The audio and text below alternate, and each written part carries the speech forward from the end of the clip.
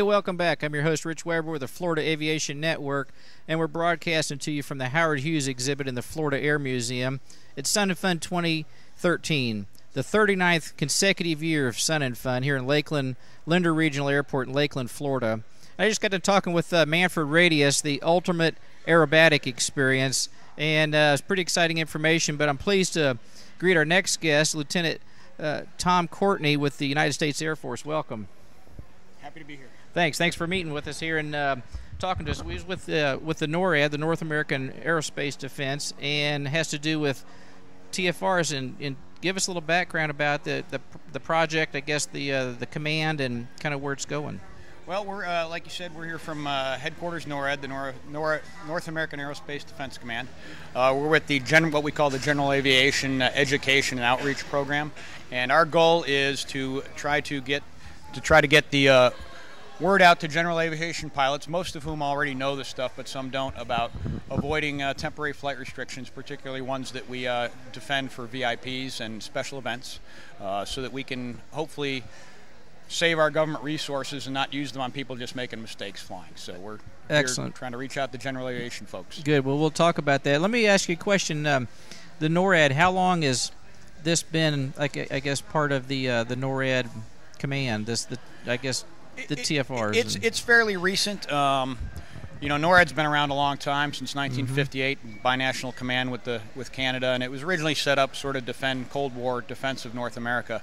Post September 11th, you know, everything changed, and we started focusing not only on external threats but potential internal threats. So we've been the amount of defense of temporary flight restrictions and watching out for potential threats in the continental United States has increased over those years.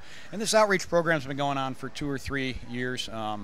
We spent a lot of time giving briefings at FAA facilities and whatnot. Now we're trying to kind of reach out to where we might find pilots who aren't sure of all this information or might need a little help remembering where to look for it. Absolutely, because with Homeland Defense and Homeland Security, then it's obviously it's a real threat, as we have unfortunately found out.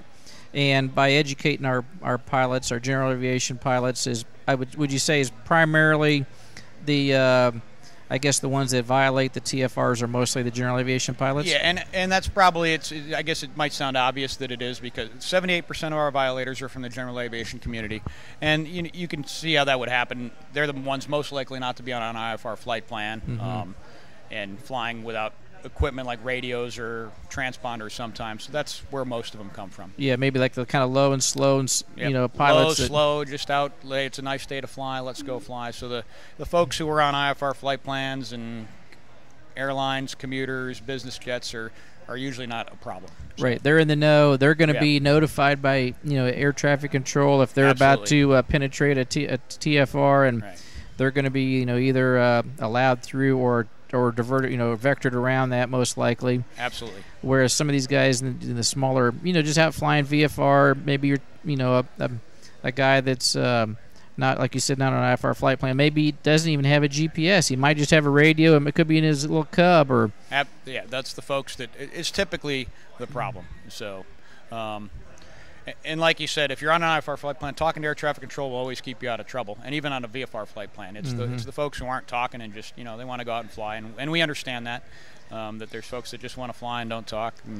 Right. So there's some understanding there, but also then there's also some responsibility on the pilot that they need to be talking to somebody. If they need to have that sectional out, they need to know where they're at, of course, but also then check to see if there's going to be kind of any NOTAMs that is going to advise them and warn them of a TFR, and talking to somebody will be another way that they can be notified as well. Absolutely. You're probably not going to get in any trouble talking to air traffic control, but we know people don't for equipment reasons or just choose not to for the kind of flying they're doing.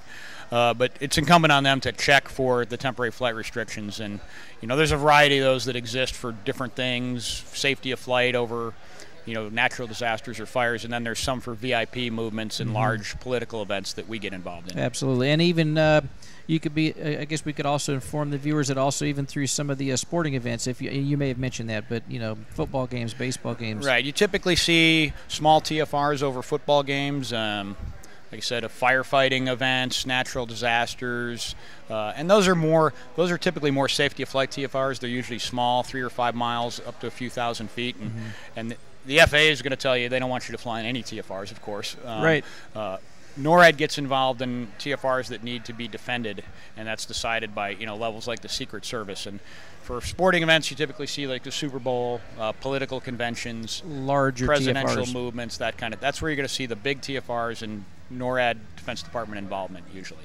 So, what kind of what could a pilot expect if they are going to penetrate a TFR? What's the process that happens, and what's the pilot going to expect to see, and then thereafter what's going to happen? Well, there's TFRs have a typical size. So for the VIP presidential movement, like I said, Super Bowl, Democratic National Convention, the TFR is usually, and it's not always the case, usually there's a 10-mile inner ring around a point and a 30-mile inner ring or ring around the point. In the 10-mile ring, general aviation is not going to be allowed in there. So the way the TFR will read is, when you read it, is you can't go in the 10-mile ring unless you're a commercial carrier or somebody on some sort of TSA pre-approved security program. Okay. A lot of folks think they can't fly in the 30-mile ring, and that's where we wind up with a lot of trouble. They can.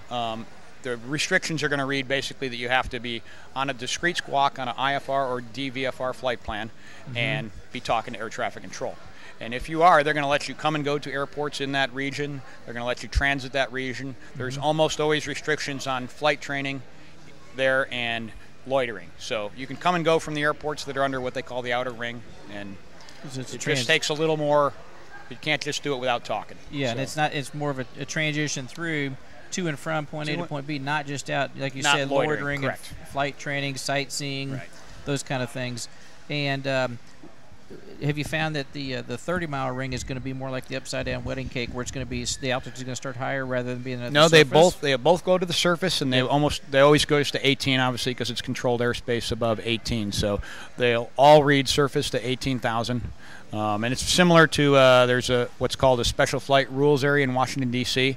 And it has a 30-mile ring as well. The inner ring is a little larger and not exactly a circle, but that's not important. But same general principles apply there. There's a couple other things you have to do, but people can come and go to airports in that ring and fly through there if they're doing the right things. Just the dimensions can be tailored differently for each TFR. Right. So typical, the temporary ones, the one in DC is permanent. That's why they don't call it a TFR. The temporary, the temporary ones are usually 10 miles and 30. Occasionally in New York they're a little bigger because of just airspace restrictions there. Yeah. So. I see, and that's the thing that everybody needs to be aware of too. Remember, when you're going to Washington, D.C., there's always going to be a permanent TFR around the White House. Right. So it's called the Special Flight Rules Area, and if there's a place on the FAA website that you can go and see the training, and it's about a 1 to 2 hour internet class to allow you to fly in and out of that area. And then once you do that and comply with the procedures, there's a lot of little airports 20, 25 miles outside of D.C. that people go in and out of all the time. That some pilots may want to go in and out of their VFR, which that allows them to do so. It does, as long as they're in contact and complying with the procedures and filed a flight plan. Yes. Excellent.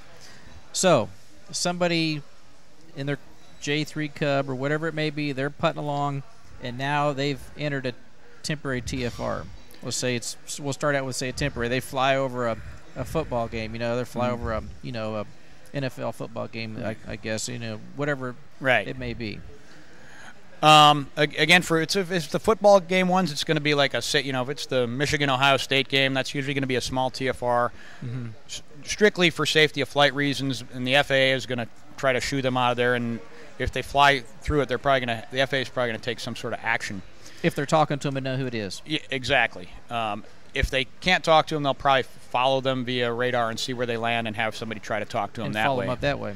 For the ones that NORAD gets involved in, and the Department of Defense, for example, in February, the president was down on the east coast of Florida, and he came down to Fort Lauderdale, and then went up to Palm City, Florida, and for 2.5 days he was in Palm City, Florida, and there's a temporary flight restriction there, standard 10 and 30 miles, and that weekend was his weekend, nice weather to fly, and a lot of little airports in that area, and there was 30 TFR violators that weekend, and as I understand it from the FAA, 17 of them they started an investigation on for potential certificate action for those folks. Because of things they found after they did their... No, because sometimes they don't find out who it is, so the people take off at a little runway that does no control tower and land again. They may not be able to chase down who they are. Okay. So occasionally they would try to find out who the ones that start talking or where they see them land and get somebody out to talk to them. So, I see.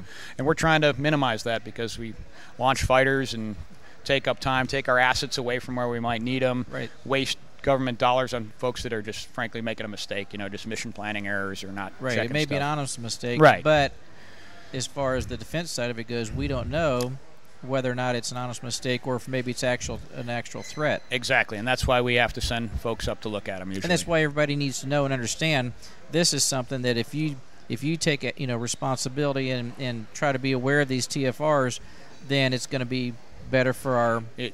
It saves everybody. It's going to save money. Resources, it's going to save government. Resources, taxpayers' money. It's right. going to save the resources as far as maybe needing these resources, these jets, these fighters to, if there is another real threat somewhere. Exactly. And the consequences for, go up a little bit for the TFRs we're involved in because the FAA, there's a sort of a two-pronged consequence at this point. The FAA will take whatever action they deem necessary on a certificate basis, and then depending on the behavior, either intentional or unintentional by the violating aircraft, the Secret Service or law enforcement might want to talk to you as well, and that's happened more than once. So right.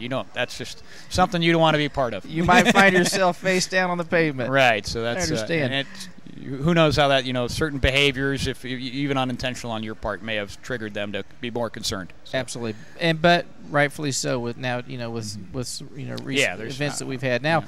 So if they're flying along and they decide, okay, they contact NORAD, FAA contacts NORAD or whoever then how does that take place then? So there's a couple ways we can scramble. We're watching, so the FAA is watching traffic for their own safety of flight, air traffic control purposes. We're also watching, and so we'll make the decision usually by ourselves, possibly with some cueing from the FAA or certainly in consultation with them. Mm-hmm. If the person's not talking and not squawking, we know that. Back and forth talking. And we have fighters on alert all over the country. Mm-hmm. For temporary flight restrictions, we may use those fighters that are on alert. Occasionally, depending on the location, we may move some fighters to a place that's closer. Sure. And oftentimes for really big events like the UN General Assembly in New York, we'll have fighters airborne for just a faster response time. Absolutely. What happens to the general aviation pilot is he'll likely get intercepted. They'll make all attempts to get him on the radio, so call him on guard, call him on last ATC freak he was on if he was on one. For commercial, corporate type folks, they'll try to reach them through their company, through any sort of ACARS data link type system. Mm-hmm. For general aviation pilots, if they have a cell phone number listed, they're going to try to call that and make every attempt to resolve it on the radio without making Exhaust it worse. all these other means before then I think where you're leading to now is then we're going to launch. Right. So if we launch or have fighters airborne, the way that's going to look to the general aviation pilot is a fighter plane is going to approach on your left side.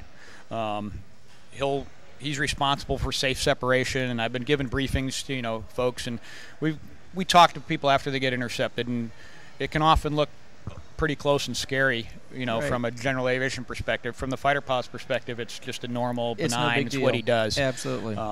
There's usually two of them. You probably only see one, so the other one is probably behind you somewhere. Back. One just comes and tries to get your attention, look you over, see if he can determine what you are or what your intentions are, get a tail number that they can pass back to the FAA to maybe now I can get his cell phone number because I know who it is. Right. And he'll try to get you on the radio. The first thing he's going to do is rock his wings to show you that you've been intercepted, and he's looking for an acknowledgement for you that by our wing rock as well. Okay, I get it. And really what we're looking for is to maintain what you're doing there at that point. You know, don't do anything stupid. Crazy. Heading. Yeah, absolutely.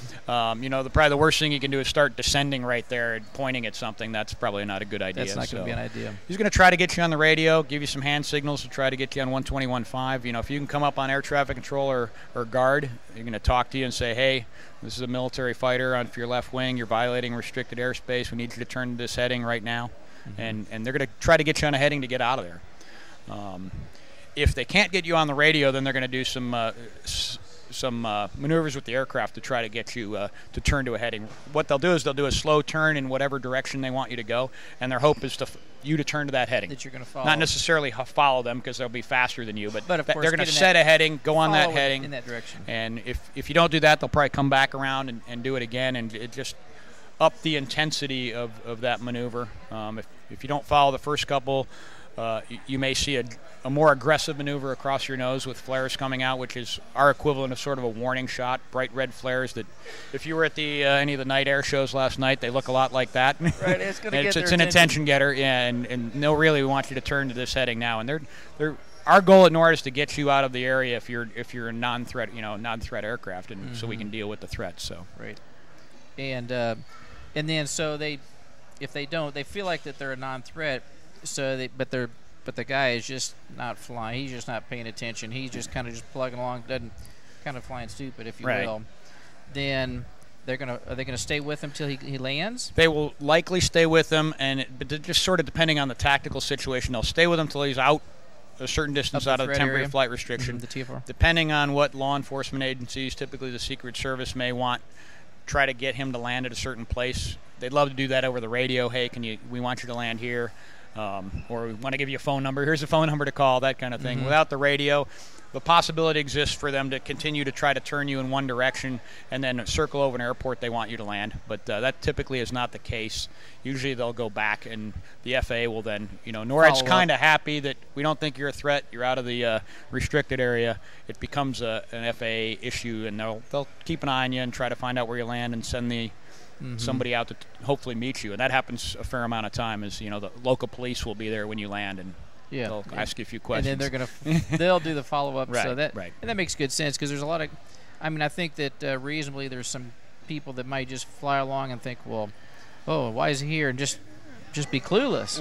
We've had that. There was a lady, she was in her 80s in Chicago, and President Obama was there a couple years ago, and she made some comments online. It's kind of funny, videos about, I just thought they wanted to see my old plane or something like that. So sure, no, that's not what they were there for. Right, absolutely.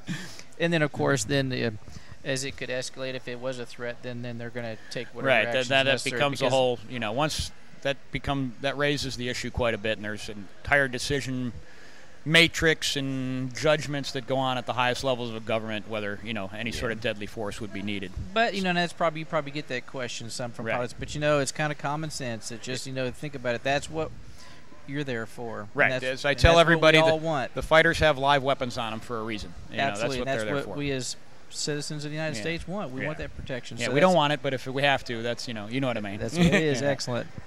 So that's a great program, and so there's. The people can go on the FAA website. Yeah, the best place to find the NOTAMs are through flight service, or to find TFRs, or check the NOTAMs page. Go to the FAA TFR website, which is I believe FAA.gov/TFRs, or and something they can close search to that. for TFRs and, on there. Yeah, they'll come up. The ones, like I said, the FAA is going to want you to avoid all TFRs. The ones that we're really concerned with, they'll have a type, and the VIP ones are usually what we're involved in, the bigger VIP ones, and they can be. There's a graphical representation of mine. I know all the new aviation aids on the iPad and all that come up graphically through ADSB. So there's some great tools out there for the folks who are looking. Absolutely, because if you're doing more than flying with just a sectional, if you've got an iPad and you've got a map on there, because I know the permanent TFR up in D.C. shows up in red. Yeah, and all the temporary ones come up as well when they're active. So those are great tools, and hopefully those folks who are looking at that aren't the ones violating. Now, didn't you tell me also that that there is there's some videos if people are interested in seeing how, like maybe a footage of an interception? Yeah, we have some of those on our NORAD website, so www.norad.gov. and there's a link to some videos. We have them here at our booth. We're playing them in briefings, and we got a booth with basically what it looks like from a general aviation aircraft perspective. You know, it's a video, so it's not as sort of shocking as it is the first time you see it in It'll air. definitely be exhilarating Right, for someone that thinks they made a new friend over there. Exactly. But it's good. It's good. It's informative, and that's something that's necessary, I think, for all pilots to be aware of. You have to do it today. You know, it's not like we're flying 20 years ago. And, Absolutely. You know, and it's just something that everybody needs to be aware of and do their part to make sure that they're going to keep everybody safe. Yeah, we have people at the briefings who, you know, sometimes they're not a fan of why do we have these restrictions, but I tell them they're temporary, they're usually short-lived, and they're very similar to going into Class A airspace or Class B airspace somewhere. That, you know, it's the cost of doing business. There's some places that are going to be harder to fly than other places that are right. around. And unfortunate that our times have changed like that, but that's what we have to do to be safe and maintain the safety of everyone that lives here. And it's another reason for people to come to the Sun and Fun. Right. Is to come to the booth and get a little education and get some video and another resource that maybe that they can do. Is there anything else that NORAD, I guess, has planned that maybe can help with? I know you're going to mention you're going to be at Oshkosh also. Like you said, we're going out to Oshkosh. You know, our general plan is to try to reach out, go to places where we hope to find some general aviation pilots who, you know, maybe don't have all the tools or haven't thought about that they need to do these things. You know, we hear from pilots sometimes, well, I don't usually look at that stuff because I stay really low all the time and I'm not going to get any trouble. And, you know, you said that stuff all goes down to the surface. That's not going to help you. So, you know, here there's tons of general aviation pilots. It's a great show.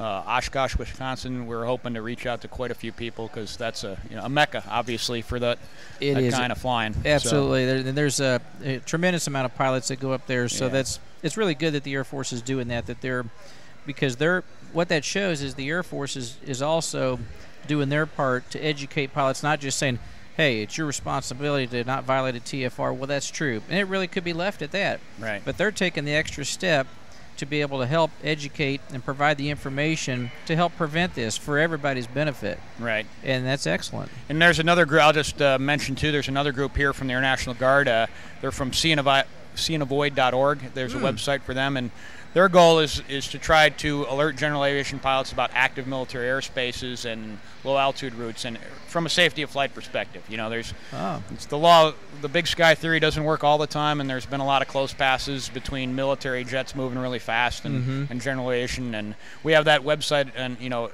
a link from all our websites to them, seeandavoid.org, and it's a great place to see where there's active military airspaces and pending ones. And you know, people ask us, can we fly in a MOA? You're allowed to fly in a MOA VFR. Just, I'm not sure it's the choice I'd make. Where you want to, right? Right, it's basically at your own risk and everything. So, well, that's good. That's another good resource that they have that we can all use, because it's important. You know, when you're out there flying and next thing you know, you're in their playground, but that is not a good place to be. Right. So, it can be a dangerous situation, you know, when that happens. So. Yeah, excellent. That's another good resource.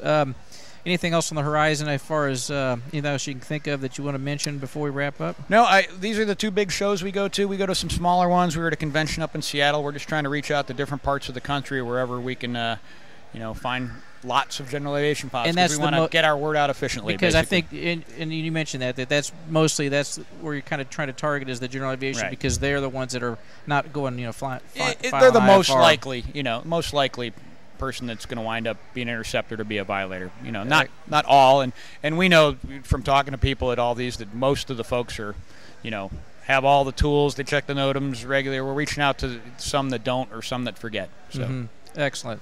Good deal. Well, listen, everybody, I think this has been a very well-informed interview, and it's been great talking with you, Lieutenant Colonel Tom Courtney, Stork. And listen, guys, get the education that you need for this and follow up on this and be safe. And I'm Rich Weber, your host with the Florida Aviation Network at the Howard Hughes exhibit. Stay tuned. We've got more to come.